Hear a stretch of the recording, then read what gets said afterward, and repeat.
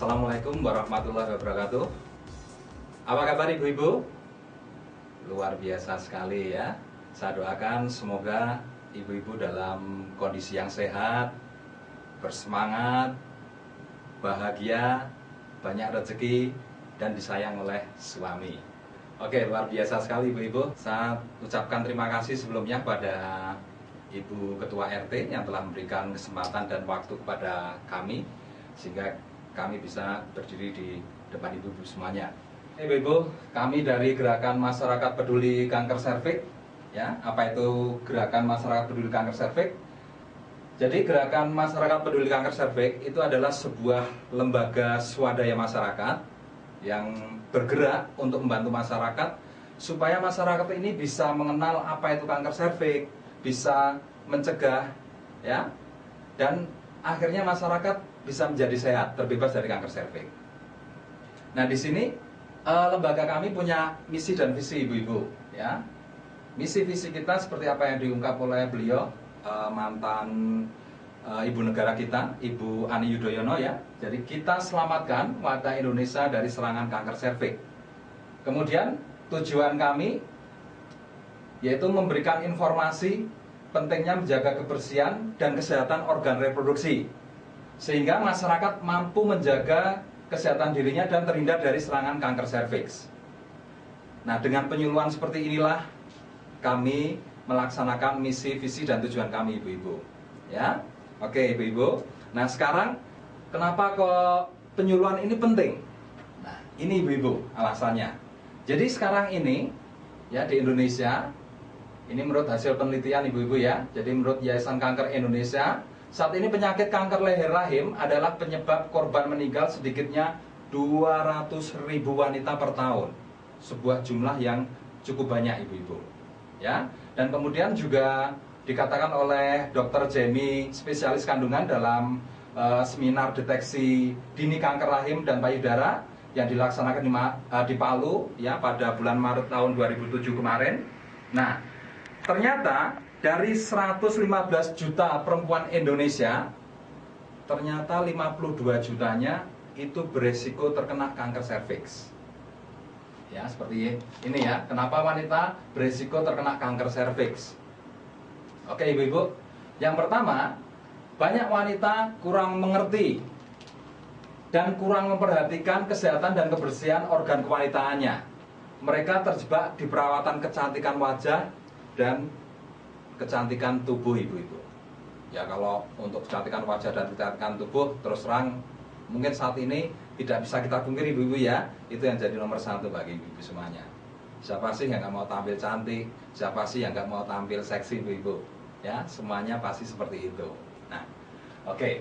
Terus yang kedua, ibu-ibu, banyak wanita tidak mengerti penyakit apa saja yang bisa menyerang organ kewanitaannya. Ya, jadi mereka tidak mengerti penyakitnya apa saja yang bisa menyerang organ kewanitaan itu. Kemudian yang ketiga, banyak wanita berpikir tidak perlu merawat organ kewanitaan karena apa? Merasa organ kewanitaannya itu sehat. Nah, sehingga kalau orang sudah merasa sehat itu, ya nggak perlu periksa, ya nggak perlu pergi ke dokter, nggak perlu konsultasi dan lain sebagainya. Ya, pokoknya move on aja lah, jalan terus gitu, ya. Oke.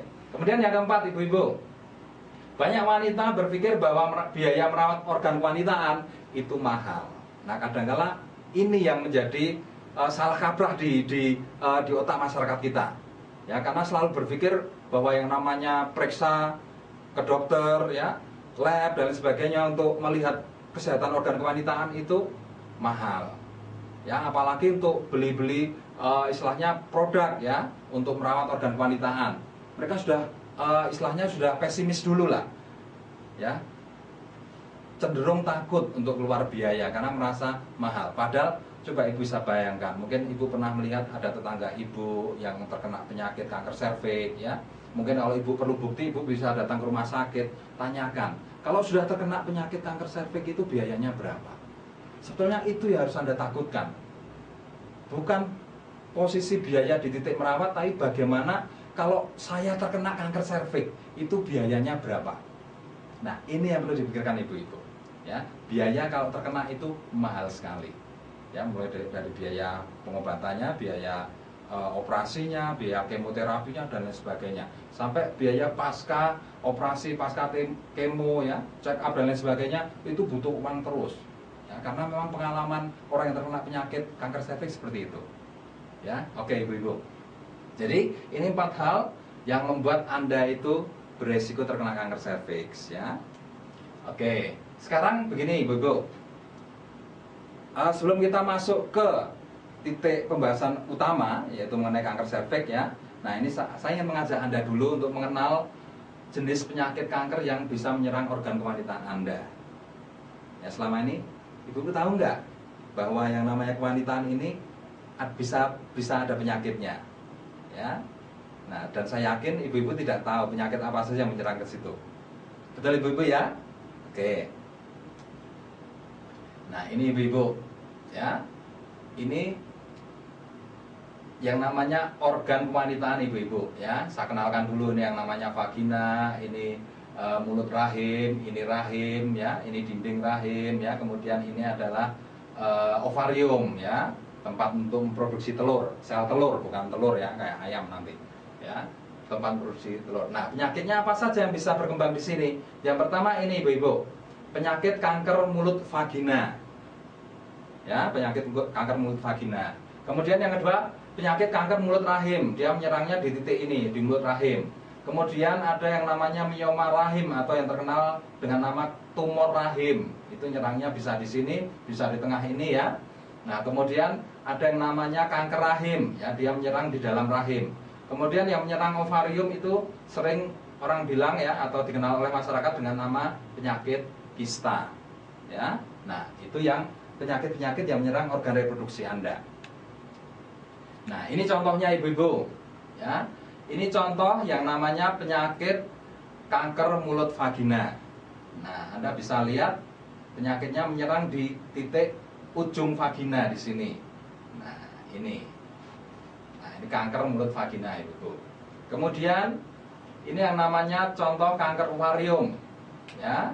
Jadi ovarium itu kista itu muncul di ovarium sini, bentuknya seperti ini. Nah, ini contoh ya, kalau mereka sudah dioperasi, ini ada bekas-bekas operasinya seperti ini ya, model operasinya seperti ini ibu-ibu.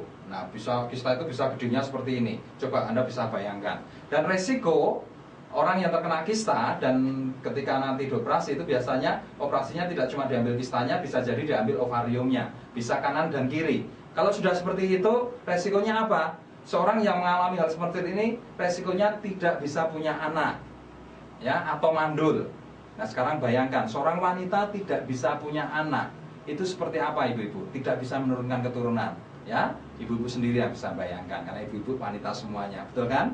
Kalau saya pria, saya hanya urun ya, tidak menurunkan, tapi saya hanya urun untuk bikin ya, itu ibu-ibu.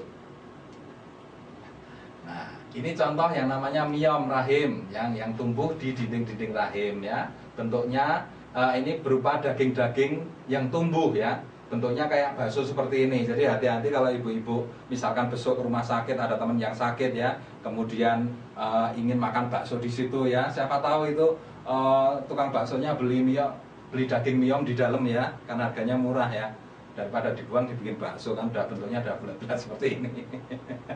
Enggak ya. Oke, kalau seperti ini nggak boleh ya kalau dibikin bakso. Nah, ini ibu-ibu, ini contoh penderita miom ya, yang sudah istilahnya kedaluarsa atau terlambat penanganannya. Karena apa? Itu tadi, mungkin ketika dia baru merasa kecil, miomnya kecil, dia tidak berani berobat ke rumah sakit. Karena apa? Berpikir biaya tadi. Tapi ketika dia tidak berani berobat ke rumah sakit, nah efeknya apa? Seperti ini ibu-ibu ya, efeknya nanti bisa perutnya gede banget seperti ini ya. Nah, sekarang kita lihat operasi miom ibu-ibu.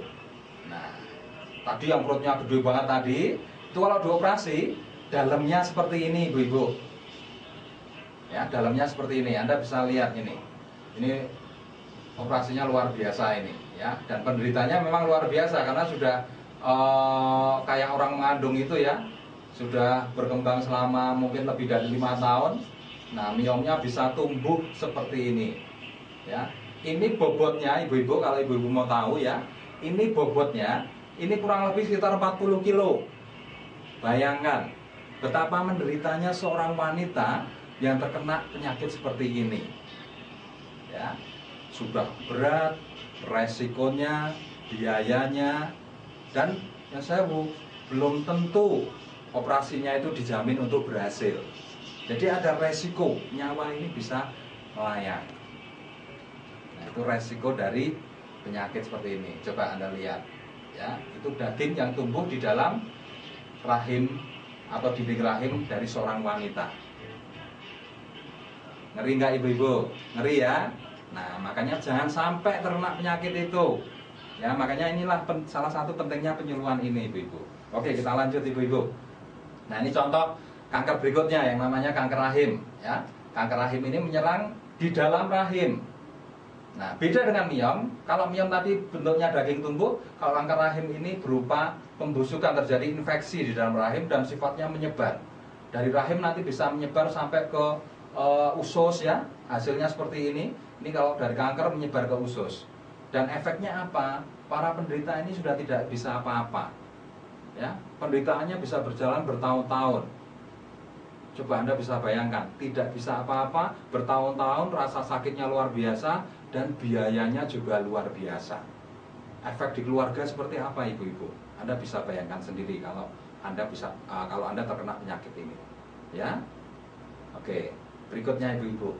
Nah, ini yang akan jadi topik kita nanti ya. Ini adalah penyakit kanker serviks.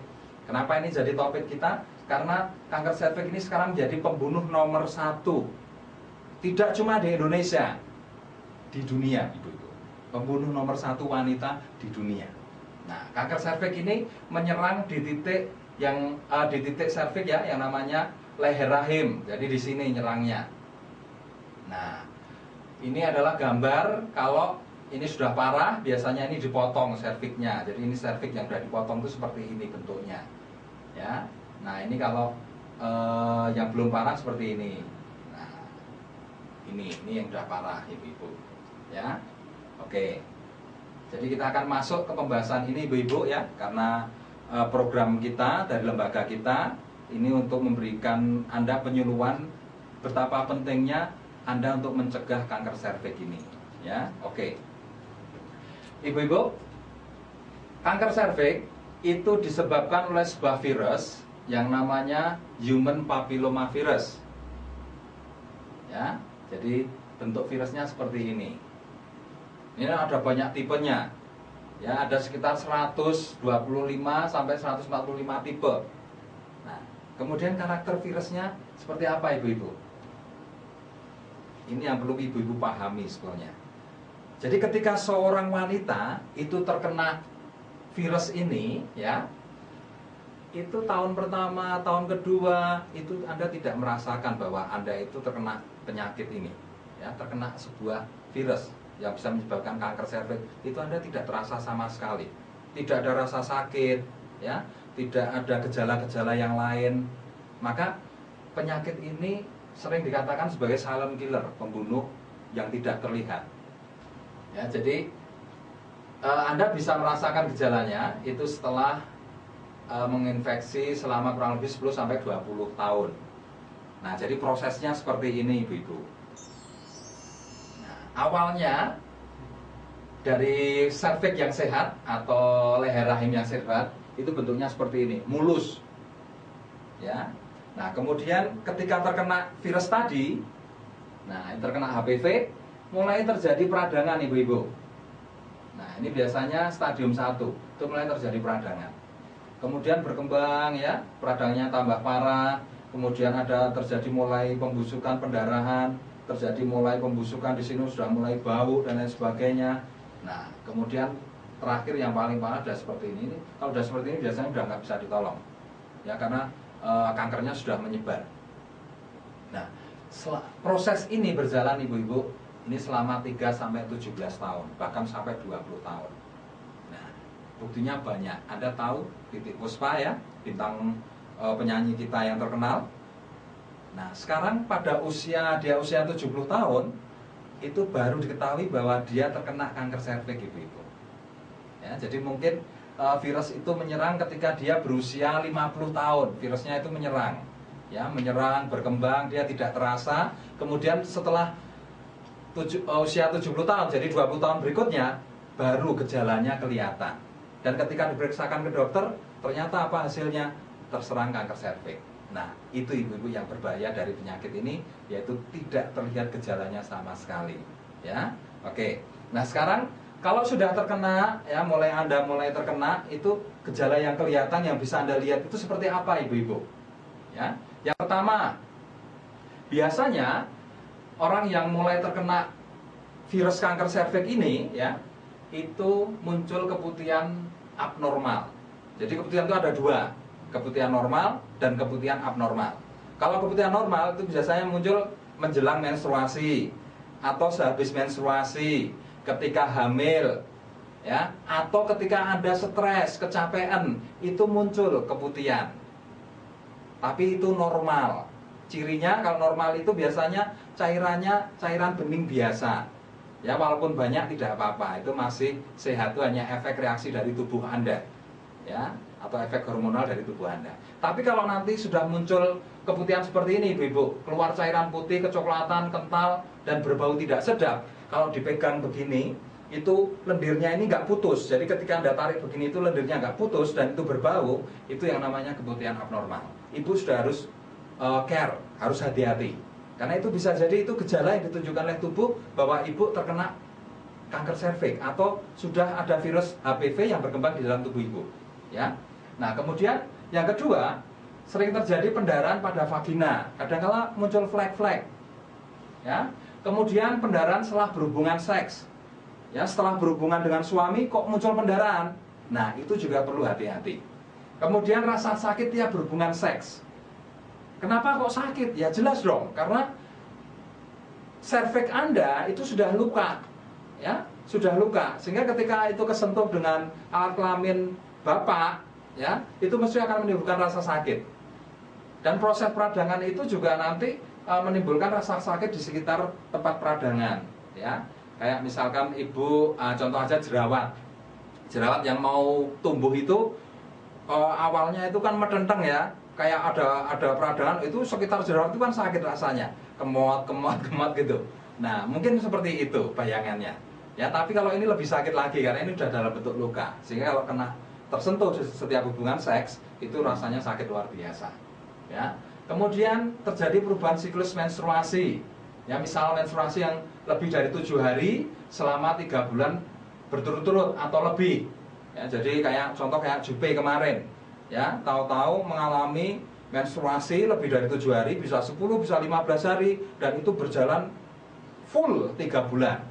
Nah, begitu dicekapkan ke dokter, sudah dikatakan atau divonis stadium 2. Nah, biasanya itu ibu-ibu, ya. Jadi hati-hati. Kemudian pendarahan di luar masa menstruasi. Ya, jadi misalkan menstruasi itu mulai tanggal 1 sampai tanggal 10. Ya, keluar tanggal 1, selesai tanggal 10. Berarti tanggal 10 sampai tanggal 30-nya itu berarti Anda tidak ada pendarahan sama sekali. Tapi kemudian misalkan tanggal 15 keluar darah. Nah, itu juga itu yang dinamakan pendarahan di luar menstruasi. Nah, jadi ibu-ibu tolong hati-hati kalau sudah mengalami hal semacam itu. Ya, jadi itu bisa jadi gejala kanker serviks. Terus bagi ibu-ibu yang sudah sepuh, kadang-kadang berpikir, saya sudah tua, sudah terbebas karena sudah nggak menstruasi. Kanker serviks bukan masalah menstruasi. Jadi keluar darah itu sebuah ciri. Ya, memang ibu-ibu yang sudah menopause nggak akan keluar darah lagi. Tapi bila itu terjadi keluar darah, ya, nah itu bisa jadi itu gejala kanker serviks. Ya, jadi yang sepuh-sepuh pun juga perlu nanti merawat merawat organ kewanitaannya. Nah, jadi sebagai saran kami nanti ya, kalau Anda mengalami gejala seperti ini, segera ke dokter, segera lakukan pap smear atau pemeriksaan untuk memeriksa serviks ya. Nanti saya jelaskan tersendiri masalah pap smear ya. Oke, kita lanjut ibu-ibu. Sudah jelas ibu-ibu sebelum saya lanjutkan? Ya, oke, sudah jelas ya. Nah, sekarang pertanyaan saya ibu-ibu. Misalkan ada di antara gejala ini yang sudah terjadi pada diri Anda, ya, tapi Anda mengabaikan. nggak masalah, misalkan begitu. Anda abaikan gejala-gejala yang muncul seperti itu. Nah, sekarang efeknya apa? Kalau itu Anda abaikan. Nah, efeknya seperti ini, Ibu-ibu. Nah, Anda bisa lihat. Ini contoh operasi jika seorang sudah mengalami penyakit kanker serviks. Nah, ini contoh operasi pemotongan mulut rahim. Nah, ini nanti dipotong, Ibu-ibu. Nah, coba Anda bisa bayangkan. Tubuh sudah memberitahu Anda, ya, ada sebuah gejala yang mungkin karena berbagai hal saya tidak tahu ya, tapi biasanya orang itu takut kalau sudah muncul gejala itu biasanya takut pada biaya, karena sudah jelas Anda memang harus keluar biaya kalau sudah ada gejala seperti itu. Tapi kalau Anda nggak berani berkorban, Ibu-ibu, ya, demi kesehatan Anda tidak berani berkorban. Nah, resikonya seperti ini, Ibu-ibu. Ini malah lebih mahal, ya. Anda sudah dipotong serviksnya seperti ini, masih dikatakan oleh dokter Anda masih beresiko, belum tentu sembuh. Karena banyak yang terjadi, sudah terjadi pemotongan kanker serviks 2-3 tahun ke depan muncul lagi kankernya. Ya, nggak tahu kankernya udah nyerang di kandung kemihnya, atau nyerang di ususnya, atau sudah nyerang di tulang belakangnya, ya, pasti akan muncul lagi. Nah, itu sebetulnya yang seharusnya ibu-ibu pikirkan. Nah, sehingga ibu-ibu bisa ketika ada gejala, ya, bisa mengambil langkah-langkah awal yang nantinya bisa mencegah hal ini terjadi pada diri Anda. Ya, jangan sampai ini terjadi pada diri Anda. Nah, karena ini tidak cuma harta benda yang habis, tapi nyawa juga habis. Ya, bisa hilang, penderitaan luar biasa. Ya, ibu-ibu, ya.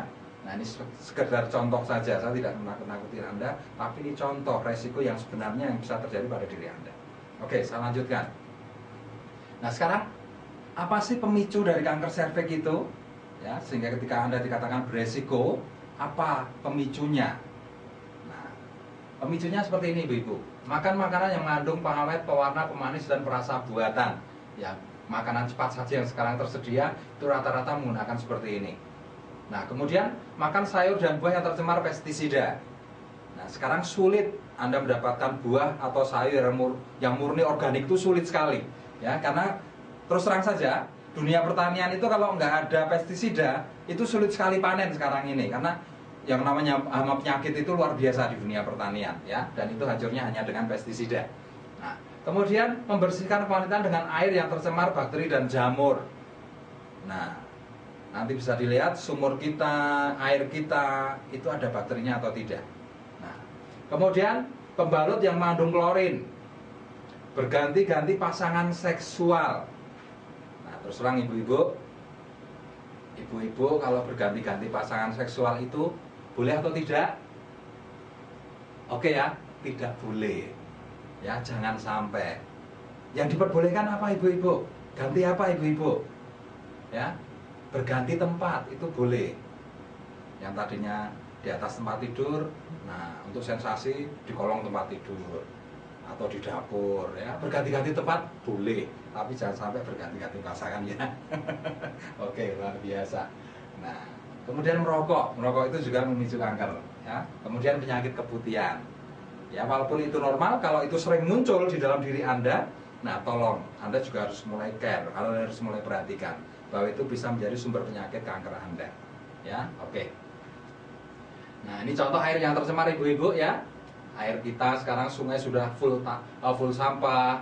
Nah, kemudian sumur, ya, sumur yang tercemar bakteri E. coli atau Streptococcus, ya, mandi, cuci, buang air di satu tempat seperti ini. Nah, sekarang Anda bisa bayangkan kalau membersihkan kualitas dengan air yang tercemar bakteri, ya, terutama bakteri E. coli, Streptococcus, dan jamur Candida. Nah, itu akan menyebabkan penyakit keputihan yang nanti akan memunculkan penyakit jamur, ibu-ibu. Nah, itu yang namanya Anda membersihkan kualitas dengan air yang tercemar, itu seperti itu efeknya, ya. Oke, ini contoh penyakit keputihan, ibu-ibu, ya. Ini penyakit keputihan yang disebabkan oleh jamur, ini contoh jamurnya. Nah, ini yang serviks yang sudah ada keputihannya, ya. Ini sudah mulai ada putih-putihnya berlendir seperti ini. Nah, lendir itu kalau diambil, nah, ini yang saya maksud, lendir yang sudah abnormal, lendir keputihan abnormal itu seperti ini. Kalau di jari tangan Anda digini-gini kan, ya. Nah, ini tidak putus, ya. Nah, kemudian ini bakterinya, ya. Kalau ini jamurnya, ini bakteri penyebab keputihannya. Jadi ini ada di air semua ini. Ini ada di air, ya. Nah, kemudian ini contoh cairan-cairan keputihan yang keluar dari serviks Anda. Itu cairannya akan seperti ini. Coba Anda bisa bayangkan, yang saya ya. Kewanitaan kalau udah muncul seperti ini, kewanitaannya jadi kotor atau bersih? Nah, saya yakin Anda jadi kotor, merasa kotor, risih, ya, dan kadang-kala mengganggu. Karena akan muncul rasa gatal, ya. Coba, misalkan aktivitas Anda tinggi di kantor, ya, Anda kena keputihan seperti ini, ya, sedang ngetik dan sebagainya, tahu-tahu gatel, ya, pengen cuma garuk-garuk begini, ya. Nah, itu kan nanti juga mengganggu aktivitas Anda.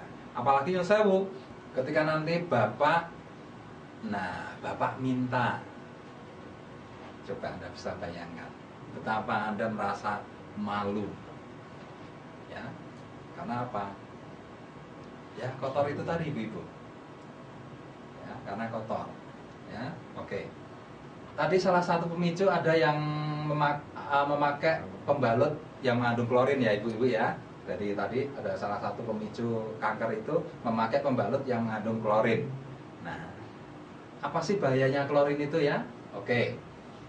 Jadi begini, Ibu-ibu.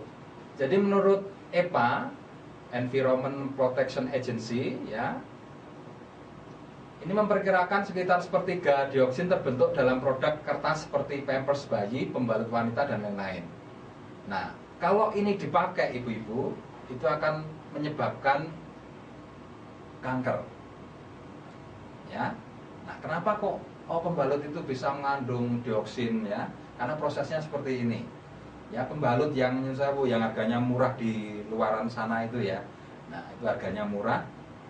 Nah, ini biasanya diolah dari kertas bekas, ya, dari sisa-sisa bahan kayu, ya.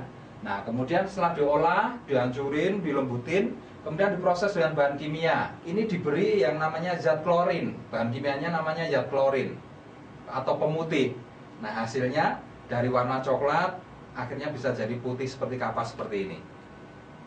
Nah, sehingga ketika dikemas itu bisa jadi pembalut. Tapi pembalut Anda mengandung klorin, ya. Dan di dalam klorin ada racun yang namanya dioksin. Nah, sekarang efeknya apa? Efeknya ini akan mengganggu, pertama mengganggu pembesaran pada janin, ya. Jadi sangat bahaya sekali kalau dipakai pada seorang ibu-ibu yang mengandung, ya. Kemudian memberikan gangguan hormon, ya, dan cacat lahir, ya, cacat mental, ya. Anak bisa jadi idiot dan lain sebagainya, ya. Anggota tubuh yang menjadi tidak sempurna atau cacat seperti ini, ya. Tubuhnya double, mukanya double dan lain sebagainya. Nah, kemudian yang sekarang ini terlihat, ya, sangat terlihat pada anak-anak kita yang kelihatannya normal, itu adalah sistem kekebalan tubuh yang menjadi rendah. Anak-anak sekarang berbeda dengan anak-anak zaman kecil ibu-ibu dulu, ya. Anak-anak sekarang ini berbeda dengan zaman kecil ibu-ibu dulu, ya. Kalau dulu sewaktu mbah-mbah atau ibu-ibu dari ibu, ya, atau mbah kita dulu, itu kan belum mengenal yang namanya pampers, belum mengenal yang namanya pembalut, ya. Mereka hanya menggunakan kain. Untuk pas waktu menstruasi menggunakan kain. Efeknya apa? Jenengan istilahnya mandi di sungai, jenengan hujan-hujanan dan lain sebagainya, jenengan tidak kena penyakit, ya. Jarang sekali Anda terkena penyakit flu atau penyakit yang lainnya. Tapi coba anak sekarang, hujan-hujan sebentar, main di tempat panas sebentar, pulang sudah badannya panas, sudah lemah, ya, sudah loyo, sudah terkena batuk, sudah terkena flu dan lain sebagainya. Itu yang namanya sistem kekebalan tubuh menjadi lemah di situ. Nah, itu contoh. Nah, itu yang terjadi pada anak sekarang, ya, karena efek dari dioksin tadi. Nah, kemudian kadang-kala bayi menjadi idiot. Nah, dan yang lebih parah lagi memunculkan kanker serviks. Ya, oke, saya lanjutin. Nah, sekarang pertanyaannya, ibu-ibu, setelah ibu-ibu tahu semuanya, ya, tahu mengenai apa itu kanker serviks, sampai tahu penyakitnya seperti apa, efeknya seperti apa kalau kita tidak care terhadap gejala-gejala yang muncul, ya. Nah, bahkan efek dari pemakaian produk-produk yang sekarang ini, ya, efeknya ke janin kita dan lain sebagainya. Nah, Anda sudah tahu semuanya. Nah, sekarang pertanyaan saya, ibu-ibu, ibu-ibu mau mencegah atau mau mengobati? Artinya begini ibu-ibu, kalau ibu-ibu mau mencegah, itu artinya ibu-ibu berupaya untuk tidak kena sakit. Tapi kalau ibu-ibu menunggu untuk mengobati, artinya apa? Ibu membuktikan dulu, ibu harus sakit dulu. Pilih yang mana? Oke, saya yakin ibu-ibu pengen mencegah ya. Oke. Nah, sekarang bagaimana cara mencegah? Yang pertama, lakukan pap smear atau IVA secara rutin, minimal 1 tahun sekali. Kemudian memakai vaksin HPV, terutama untuk yang masih gadis, ya, anak gadis. Kemudian tidak bergonta-ganti pasangan, ya, yang boleh bergonta-ganti tempat, ya. Kemudian menjaga pola hidup sehat, menjaga pola makan kita. Kemudian yang kelima, yang terpenting ini ibu-ibu, menjaga kebersihan dan kesehatan organ kewanitaan. Ini yang terpenting. Ya, karena sumber penyakitnya nanti berawal dari tidak mau menjaga kebersihan. Ya, maka dalam agama Islam dikatakan kebersihan itu sebagian dari iman. Nah, nilainya sangat tinggi sekali yang namanya kebersihan itu. Oke, saya jelaskan satu persatu ibu-ibu. Nah, pap smear. Jadi pap smear itu adalah pemeriksaan leher rahim untuk mendeteksi keberadaan kanker serviks. Ya, jadi pemeriksaannya nanti jenengan dilihat serviksnya. Nah, ini nanti normal atau tidak. Pemeriksaan nanti dilakukan terutama bagi wanita yang sudah pernah berhubungan seksual. Jadi bukan masalah menikah atau tidak menikah, itu nanti harus mulai melakukan pap smear. Ya. Kemudian pap smear dilakukan 1 tahun sekali, ibu. Ya. Jadi intinya begini, ibu-ibu. Jadi pap smear itu memeriksa apakah di serviks Anda ini itu ada virus HPV-nya atau tidak. Nah, jadi kalau ini normal, kalau nanti sudah seperti ini berarti sudah ada gejala kankernya. Itu nanti bisa dilihat di pap smear ini. Nah, jadi ini adalah salah satu proses mencegah. Jadi Anda harus rajin mengetahui ada atau tidak ya virus di dalam serviks Anda, minimal 1 tahun sekali. Ya, oke. Kemudian IVA atau infeksi visual dengan asam asetat. Ini kayak pap smear tapi bisa dilakukan secara pribadi. Ya. Jadi IVA itu merupakan pemeriksaan leher rahim atau serviks dengan cara melihat langsung atau dengan mata telanjang. Setelah serviks diulas dengan asam asetat dengan kadar 3% sampai 5%. Nah, jika warna merah merata menunjukkan serviks normal atau sehat. Jika ada bercak-bercak putih, ya, seperti ini ibu-ibu, jika ada bercak-bercak putih seperti ini, berarti serviks Anda tidak normal atau tidak sehat. Ya, kalau yang ini merah merata seperti ini normal. Kalau ada bercak putih-putihnya seperti ini tidak normal. Nah, dibandingkan dengan pap smear, IVA lebih murah, lebih praktis, ya, dengan alat yang sederhana dan bisa dilakukan sendiri atau dengan tenaga ahli kesehatan. Tidak harus dengan seorang ahli kebidanan atau ahli kandungan. Ini cara-cara mencegahnya. Ya, bisa dengan pap smear, bisa dengan IVA. Ya, oke. Kemudian selain itu ya, selain pap smear, IVA, nah ini Anda bisa menggunakan, Anda bisa mencegah kanker serviks itu dengan melakukan vaksinasi HPV. Ya, nah vaksinasi itu diberikan pada gadis yang berusia 9 sampai 25 tahun. Ya, diberikan pada gadis yang berusia 9 sampai 25 tahun. Jadi kalau ibu-ibu yang sudah nyon sewu ya, ini bukan masalah menikah, tapi yang sudah berhubungan seks, walaupun usianya masih 20 tahun, itu sudah tidak bisa diberi vaksin. Jadi benar-benar pure ini masih gadis. Paham ya ibu-ibu ya? Oke, apalagi yang sudah usia di atas 35 tahun, kayak ibu-ibu ini sudah kedaluarsa. Tidak bisa pencegahannya dengan menggunakan vaksin, tidak bisa. Harus pap smear atau IVA. Ya, itu cara mencegahnya. Nah, kemudian yang vaksin yang direkomendasikan ya, itu yang namanya Gardasil dan Cefarik ya, Cefarik, Gardasil atau Cefarik.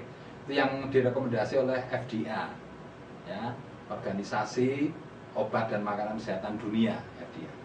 Nah, kemudian cara pemberian vaksinnya itu pertama disuntikkan seperti ini ya pada bulan ke-0. Jadi ketika kita menyuntik itu yang dimaksud bulan ke-0 adalah saat dilakukan penyuntikan.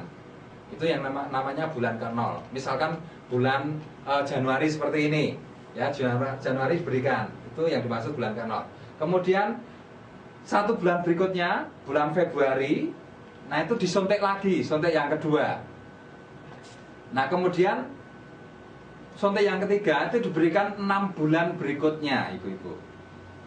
Ya, jadi hitungannya berarti bulan ke-0 Januari suntik pertama, Februari suntik yang kedua, Maret, April, Mei, Juni bulan yang ke-6 ini suntik yang ketiga. Bisa dipahami? Oke, ya luar biasa. Jadi ini cara mencegah kanker serviks ya. Nah kemudian cara yang keempat ibu-ibu untuk mencegah kanker serviks itu kita harus menerapkan pola hidup yang sehat. Ya, banyak minum air putih, ya, banyak berolahraga, kemudian makan makanan yang bergizi tinggi, sayur, buah, ya, kemudian pokoknya 4 sehat 5 sempurna lah dilakukan. Ya, dan kita juga harus istilahnya di situ pintar memilih makanan yang sehat itu yang seperti apa. Jangan terlalu banyak gorengan, ya, jangan asal makan daging, waktunya diperhitungkan, ya. Nah, jadi makan pagi, siang, malam itu diperhitungkan waktunya. Dan itu dilakukan dengan pola yang baik. Nah itu yang namanya pola hidup sehat. Kemudian yang terakhir ibu-ibu yang paling penting itu adalah menjaga kebersihan dan kesehatan organ kewanitaan. Ya, karena di sini kebersihan itu menjadi nomor 1 ibu-ibu. Tolong coba ibu-ibu bisa mengukur. Misalkan ibu-ibu tidak mau menjaga kebersihan.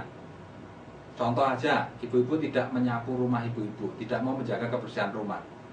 Rumah itu akan jadi rumah yang seperti apa? Kotor. Kemudian kalau rumah yang kotor, biasanya efeknya apa? Menimbulkan penyakit. Betul kan? Betul, ya. Terus misalkan begini, ibu mau makan sesuatu, apa yang harus ibu lakukan? Dicuci dulu, betul kan? Betul. Ibu harus ketika mau makan, ya, ibu harus cuci tangan dulu. Ya. Karena ibu tahu menjaga kebersihan itu artinya mencegah penyakit. Kalau tangan kita ini penuh kuman langsung makan, itu artinya memasukkan penyakit. Tapi dengan kebersihan, kuman penyakit ini bisa hilang. Nah, coba Anda bisa bayangkan. Jadi kebersihan ini yang nomor 1 ibu-ibu. Penting sekali, sangat penting sekali. Ya, inti kesehatan itu ada di titik bagaimana Anda menjaga kebersihan Anda. Maka dikatakan yang namanya kesehatan itu adalah sebagian dari iman. Nilainya sangat tinggi sekali. Ya, nah, jadi coba ibu-ibu bisa bayangkan ya, ibu-ibu sudah menjaga kebersihan mulai dari kebersihan muka, setiap malam dibersihkan dengan pembersih wajah, kemudian setiap pagi sore mandi, badan dibersihkan dengan sabun antibakteri. Nah, ada satu yang kurang. Ibu-ibu tidak pernah membersihkan organ kewanitaan ibu-ibu. Betul apa betul? Ya, oke. Nah, kenapa kok belum dilakukan? Mungkin ibu-ibu belum punya produk untuk membersihkannya. Betul ya Bu ya? Kalau untuk tubuh ibu sudah jelas sabun, ada sabun. Nah pertanyaan itu membersihkan organ kewanitaan supaya bersih dan sehat itu pakai produk apa? Nah ini ibu-ibu ya. Nah salah satu hal yang lembaga kami lakukan ibu-ibu, karena terus terang percuma kalau kami hanya memberikan penyuluhan tanpa memberikan sebuah solusi, itu sesuatu yang percuma. Ya, Anda hanya mendapat ilmunya, tapi Anda tidak bisa mempraktekkannya. Nah, sehingga tetap Anda beresiko kena sakit. Tapi kalau Anda dapat ilmunya dan Anda tahu dengan produk apa Anda harus praktek, itu artinya apa? Anda dapat solusinya. Betul ya Bu ya? Oke, maka lembaga kami di sini ya, lembaga swadaya masyarakat, gerakan masyarakat peduli kanker serviks, itu merekomendasikan kepada ibu-ibu semuanya ya sebuah produk yang luar biasa yang sudah kita rekomendasikan ya, yang sudah kita rekomendasikan sejak tahun 2010 ya. Jadi kita menggunakan produk ini tidak baru kemarin, tidak, tapi sejak tahun 2010 produk ini sudah kita rekomendasikan untuk dipakai ibu-ibu sebagai sarana untuk membersihkan organ kewanitaannya. Nah, sehingga terbebas dari segala macam bakteri, virus dan lain sebagainya. Ya, nah produk itu namanya Crystal Egg ibu-ibu. Ya, manfaat Crystal Egg memang luar biasa, memang dirancang khusus untuk menjaga kebersihan organ kewanitaan dan menghilangkan bau. Nah, Kelihatannya sepele ibu-ibu, menjaga kebersihan dan menghilangkan bau, tapi itu sebenarnya artinya sangat dalam sekali. Ya, sebuah organ yang tidak sehat. Contoh aja tubuh Anda, tubuh kulit Anda. Misalkan Anda tidak mandi 1 minggu, apa yang terjadi? Kulit jadi tidak sehat. Ya, di situ bisa tumbuh jamur, bisa panuen, bisa kadas, ya, penyakit guatal dan lain sebagainya. Dan ciri khas kulit yang tidak pernah dibersihkan atau tubuh yang tidak pernah dibersihkan, ciri khasnya apa ibu-ibu? Pasti bau. Betul nggak? Pasti bau. Nah, sama juga dengan organ kewanitaan ibu-ibu. Ya, kalau organ kewanitaan itu bau, itu artinya apa? Itu menjadi ciri khas bahwa organ kewanitaan itu kotor. Tapi kalau sebuah organ kewanitaan yang sehat, itu ciri khasnya pasti tidak bau. Dan itu pasti bersih.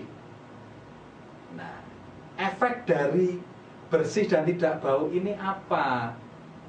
Ya, jelas kalau dilihat menyenangkan, ya, tidak gelambir-gelambir gitu, rapet, kencang, ya. Nah, terus terang aja, ini cerita, ya, artinya cerita pengalaman dari istri saya yang sudah menggunakan produk ini, ya, Crystal X selama 5 tahun. Ya, terus terang bersih, ya, itu saya akui, ya, karena terus terang yang sering lihat itu saya, istri saya nggak pernah lihat, dia hanya pakai aja, ya. Jadi pertama memang bersih, yang kedua tidak bau, ya. Nah, kemudian efek dari kesehatan itu ternyata luar biasa ibu. Jadi efek juga menjadi ciri, ya, menjadi ciri organ kewanitaan yang sehat. Selain bersih, tidak bau, ternyata kenceng, kenyal, keset, dan itu sangat menyenangkan bagi saya sebagai suaminya. Makanya kalau istri saya ini kehabisan, itu biasanya langsung saya suruh beli. Nah, jadi kami sudah rutin, kami suami istri ini sudah rutin menggunakan Crystal X. Jadi kami tahu persis apa manfaat itu bagi ibu semuanya. Ya, oke. Jadi menjaga kebersihan dan kesehatan organ kewanitaan, ya, itu ibu-ibu. Itu kuncinya. Kalau Anda ingin, salah satunya ingin mencegah kanker serviks, ya. Nah, ini sedikit saya berikan gambaran mengenai Crystal X, ya. Jadi Crystal X itu sebuah produk herbal yang mengandung daun sirih, rumput laut, sulfur, daun sisik naga, dan lidah buaya. Jadi Crystal X ini tidak ada kandungan kimiawinya sama sekali, ya. Jadi ini aman, dipakai untuk jangka panjang, ini aman sekali. Nah, masing-masing kandungan ini memiliki keunggulan-keunggulan. Nah, contohnya seperti ini. Daun sirih sebagai antioksidan, antiseptik, pembunuh kuman, fungisida, ya, untuk mematikan parasit, menghilangkan bau, dimiswi, anti hemostatik, ya, atau menahan pendarahan dan mempercepat penyembuhan luka, bersifat mengerutkan dan meluruhkan serta mengeluarkan kotoran. Nah, ini fungsi dari daun sirih yang ada di dalam Crystal X seperti itu. Fungsi yang lainnya, nah, Anda bisa membacanya nanti ibu-ibu, ya, banyak sekali ini fungsinya. Ya, contoh lidah buaya sebagai softener, melembutkan, mengelastis, membuat elastis, membuat kenyal. Nah, itu ada di lidah buaya. Maka lidah buaya itu sangat sangat banyak digunakan untuk ini, ya, apa istilahnya, untuk produk untuk kulit. Nah, karena memang efeknya membuat kenyal, elastis. Nah, jadi kalau itu terkena di organ kewanitaan nanti, nah, atau terkena di vagina, nah, vagina itu akan jadi kenyal, elastis, dan lain sebagainya. Nah, itu efek dari adanya lidah buaya itu, ya. Nah, kemudian dari daun sirih naga ada anti karsinogen atau anti kanker, ya, dan lain sebagainya. Ternyata luar biasa fungsinya ini. Maka Crystal X direkomendasikan oleh lembaga kami karena memang memiliki kandungan-kandungan yang itu luar biasa manfaatnya, ya. Oke. Nah, ini sertifikasinya ibu-ibu. Jadi Crystal X sudah resmi, ya, sudah resmi dapat sertifikasi dari Badan Pengawas Obat dan Makanan Republik Indonesia.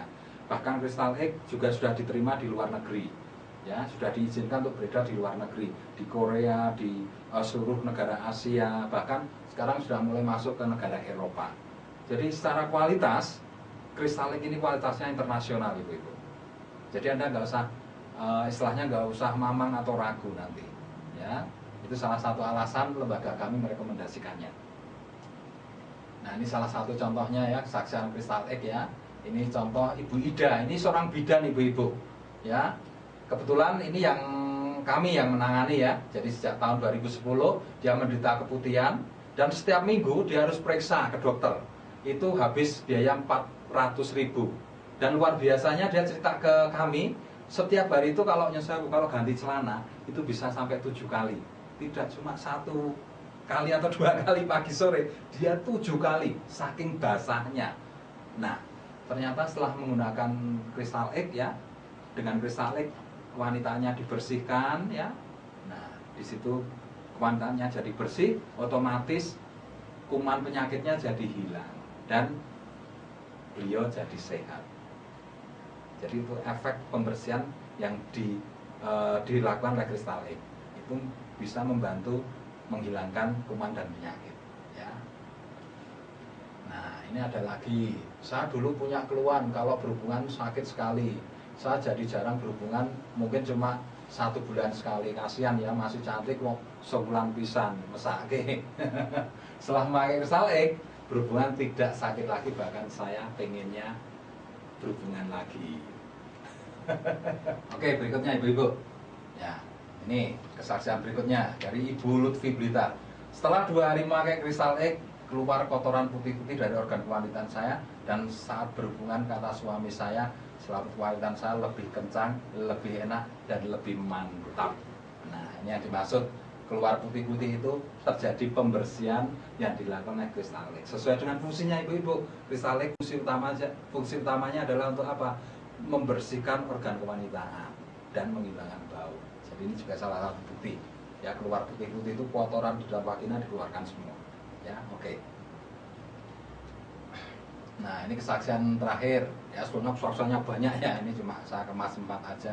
Saya mempunyai suami yang doyan seks. Mungkin karena saya sudah berumur lebih dari 40 tahun dan mungkin karena organ kewanitaan saya sudah tidak seperti muda lagi, sehingga suami saya mempunyai istri siri yang lebih muda. Alhamdulillah, setelah saya memakai Crystal Egg dengan cara diam-diam, akhirnya suami saya betah di rumah dan melupakan istri sirinya karena mungkin punya saya lebih sempit dan menjepit.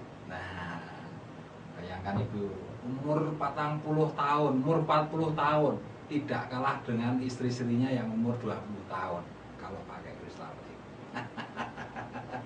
Jadi prinsipnya apa ibu-ibu? Dengan kebersihan organ kewanitaan, ibu-ibu jadi muda lagi. Itu prinsipnya. Nah, ini kesaksian berikutnya. Ini penderita kista ibu-ibu. Saya menderita kista dan dalam perawatan dokter setiap saat selalu memakai pembalut dan aktivitas terganggu. Keputihan dan bau menurunkan kuantitas dan kualitas hubungan saya dengan suami. Ya, jadi kalau ada masalah atau trouble di kewanitaan, itu pasti efeknya ke hubungan dengan suami. Itu kualitasnya mesti turun.